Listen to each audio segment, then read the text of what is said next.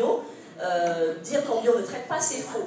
Biologique, biodynamique, quand le vin se met au vert, pas facile de s'y retrouver. Pour y voir plus clair dans tous ces labels, voici quelques explications. Ça, c'est le logo qui est HVE, haute valeur environnementale. Et pour les vins bio, hop, si on se tourne au niveau de l'écran, on a le Eurofeuille. Donc vous voyez, c'est la feuille avec les étoiles qui certifie que le produit est bio. L'AB est facultatif, mais il est souvent apposé, associé, parce que c'est le label le plus connu des Français.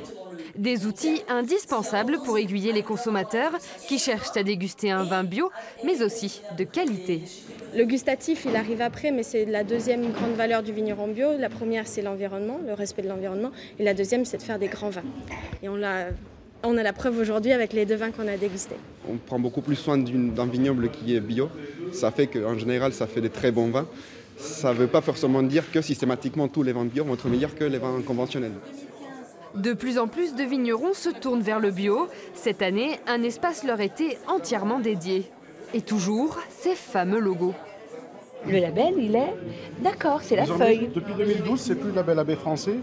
C'est la feuille, c'est parce que c'est un cahier des charges européen. Ce qui était difficile, c'est de changer sa façon de travailler. Mais après, une fois qu'on a respecté la façon de travailler, le label, il est automatique. C'est jamais qu'il y a un contrôle. La petite étiquette est donc vouée à se multiplier sur les bouteilles de vin. Le bio est rentré dans la cour des grands.